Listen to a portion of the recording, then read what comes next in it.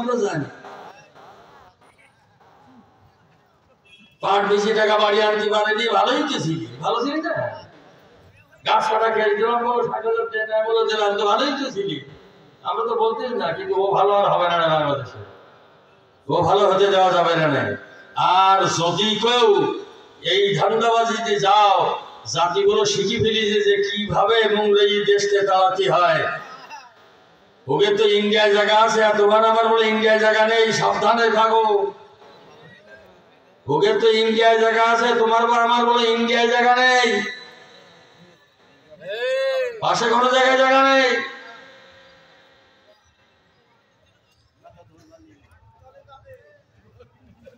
মাওলানা মিজানুর রহমান আজহারি কোন দলের নাম করে নাই তো। একটা কথা বলি নাও, কি ঝড় উঠেছে, বলে এক দল খেয়ে পালাইছে আর এক দলেরা খাওয়ার জন্য বসে আছে। আচ্ছা, এখানে কোন দলের নাম করেছে? তাহলে যেখানে 40টার মতো রাজনৈতিক দল, নিবন্ধিত দল, কেউ গাইড মারল না, একজনের নিজেরা নিজেরা গাইড। ধান্দা আছে কেন? ধান্দা শুরু করে দিয়েছে। যদি ওরা প্রমাণ চায়, হাতে নাতে দেখাই দেবো, ধান্দাগিরি চলবে না। আমরা প্রতিরোধ করবার চেষ্টা করব।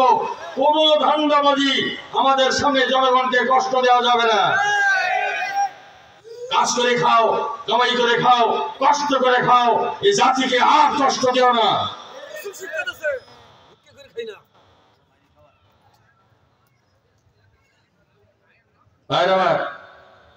ঘরে কেটারে তো বলে আমি কলা খাইনি, তারপরে 4টি কলা খাওয়াই গিয়ে বলে, আরে পাগল, তো তুই কলা খাইছি, তা তো জিজ্ঞেস করবি। জিজ্ঞেস করিস কি? মানে ঘরে খটখট শব্দ আছে, বাড়িতে মা বলতে ঘরের মধ্যে কেটারে কিছু, মা মা আমি কলা খাইনি, আমি কলা খাইনি, তারপরে 4টি খাই। আরে বাবা,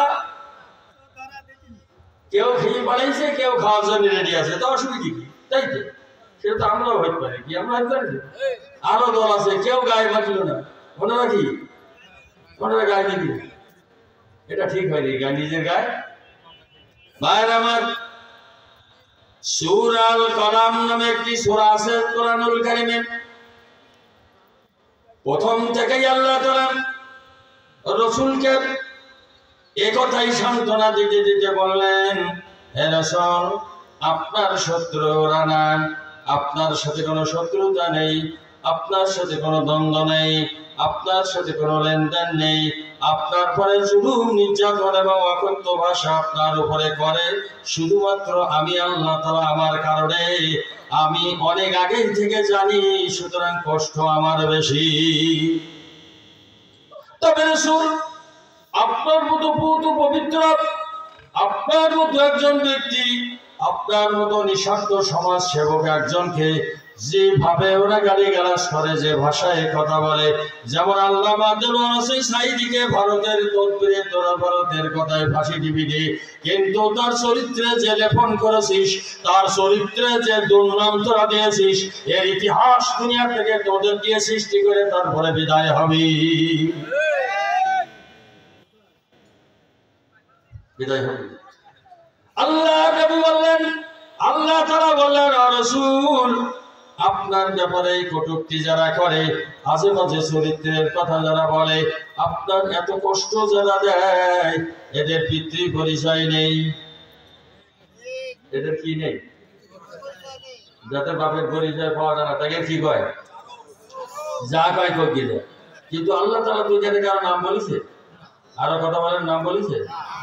জোরে বলতে হবে, নাম বলেছে আল্লাহ? আল্লাহ তাআলা বললেন, আপনার সাথে এই আচরণ এবং এই দুর্ব্যবহার, এই কষ্ট যারা দেয়, এদের বাপের পরিচয় নেই। আল্লাহ কোন নাম বলেছে নাকি? কোন নাম বলে নাই। এই আয়াত যখন আল্লাহর নবী মানুষের কাছে সাহাবায়ে কিরামদের সামনে যখন প্রচার করে দিলেন, একজনের মাথা গরম হয়ে গেল, খোলা তরবারি নিয়ে ছুটলো, পাগলের মতো ছুটতেছে, বলে কি রে এরকম করো কেন? বলে মোহাম্মদ আমার জারজ বলেছি। বারে মোহাম্মদ কই জারজ বললো? হ্যাঁ, ও বোঝা যাচ্ছ আমার কি।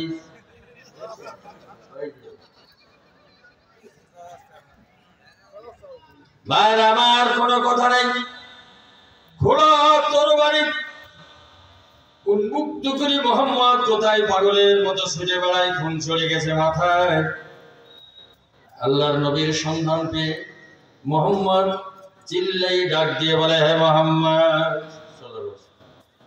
তোমার আজকে রেহাই নাই। এতদিন জুলুম নির্যাতন গালিগালাজ যা করেছি তা করেছি, আজকে তোর জীবনের মতো শেষ করে দেব। আমার কেন হারামজাদা বললি? কই না তো, তোমার নাম তো এখানে বলি নাই, বলো বোঝা যাচ্ছে নেখাগিরি করে নাও, আমারই কইছ। দেখে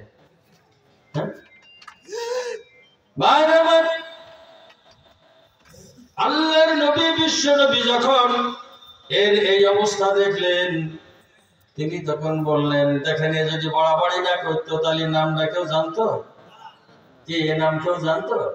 কিন্তু বাড়াবাড়ি এত হয়ে গেল, হাদিসে তার নাম এসেছে, তাফসিরে তার নাম এসেছে, কিয়ামত পর্যন্ত এই হারামজাদা পরিচয় নিয়ে তার কি বলেছে, কি বলে, ইতিহাস সৃষ্টি হয়ে গেল। কারো নাম বলে নাই, ওর মাথা খারাপ না, ও আমার গুলি বোঝা যাচ্ছে, অনেক বোঝা যাচ্ছে না আমার এগের অবস্থা তাই হয়েছে। তারপরে ওই করি বেড়াইছিস তো শুরু হয়ে গেছে না, তেমন কিন্তু ঠিক আমি বাইরে আমার বিশ্বনবী মুহাম্মদ রাসূলুল্লাহ সাল্লাল্লাহু আলাইহি সাল্লাম যখন দেখলেন যে মাথা খারাপ, পাগল হয়ে গেছে, মাথা ঠান্ডা কর, এর নাম হলো ওলীদ বিন মুগীরা। নাম হলো ওলীদ, বাপের নাম মুগীরা। ওর নাম কি?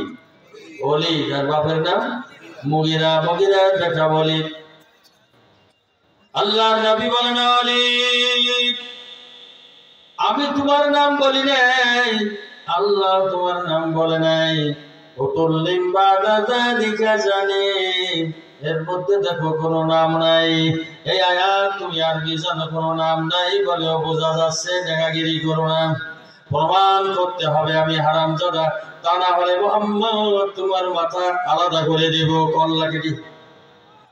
আল্লাহর নবী বললেন, ও ওলীদ রে, এত বাড়াবাড়ি তুমি যখন করতেছো, আমি কিভাবে প্রমাণ করব তুমি হারামজাদা না ভালোজাদা? তোমার মা বেঁচে আছে আমার জানা মতে, সুতরাং তুমি তোমার মায়ের কাছে যাও, আমার বিশ্বাস তোমার জন্ম বৃত্তান্ত জানতে পারবে। ওলীদ ছুটে গেল তার মায়ের কাছে। তরবারির অবস্থা দেখে, ছেলের চোখে রক্ত ওঠা দেখে মা বুঝতে পেরেছে যে পাগল খেপেছে। খোকা কি হয়েছে? বলে, বাগো, মুহাম্মদ আমারে হারামজাদা বলেছে, সুতরাং তুমি একমাত্র বলতে পারবা যে আমার জন্মের কোনো সমস্যা আছে কিনা। যদি তা প্রমাণ না হয়, আমি মুহাম্মদের মাথা কাটবার জন্য তরবারি নিয়ে এসেছি, বিষ মাখাই এনেছি। ওলীদের মা বলে, ওলীদ রে, মাথা ঠান্ডা কর, আমি মুহাম্মদের সামনাসামনি কখনো হই নাই, তবে মুহাম্মদ সম্পর্কে আমি যত যাচাই বাছাই করেছি, মুহাম্মদ সম্পর্কে আমি যত দূর জানবার চেষ্টা করেছি, তার যে আচার আচরণ, তার যে চরিত্র, আমার বিশ্বাস ওলীদ রে, মুহাম্মদ এই কথা বলতে পারে না।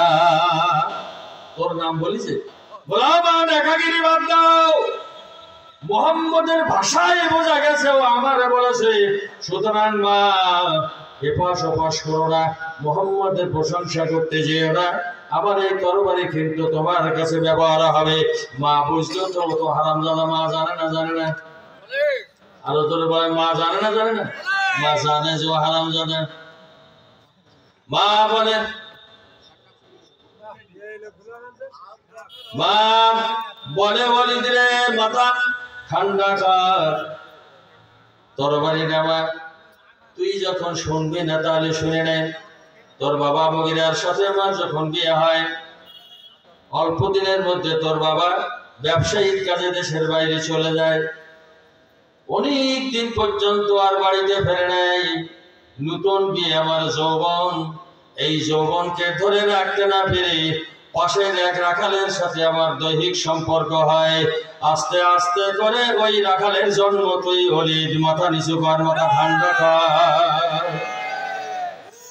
ভাই আমার, এই কপাল পোড়া ওলীদ গায়ে মেখে গায়ে টেনে যদি আজকের এই কথাটা না বলতো, অন্তত সে যে হারাম জাদা এটা পৃথিবীর মানুষ কেউ জানতে পারতো না।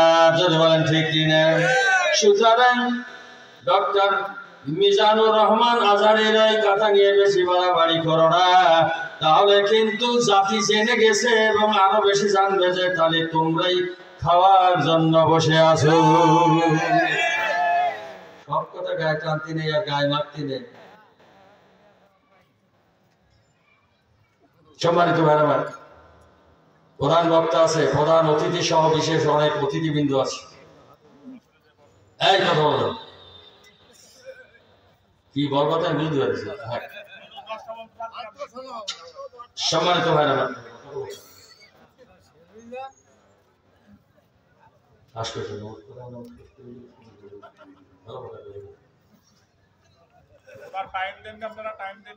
সম্মানিত ভাইরা, শোনেন, আল্লাহ বাসায় রাখলে আরো কথা বলা যাবে, শোনা যাবে, আর তো অসুবিধা নেই, কি বলেন?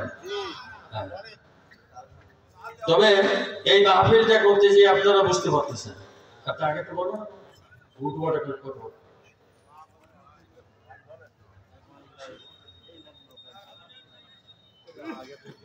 সম্মানিত ভাইরা, কিছু লোক পাঠিয়ে দেন।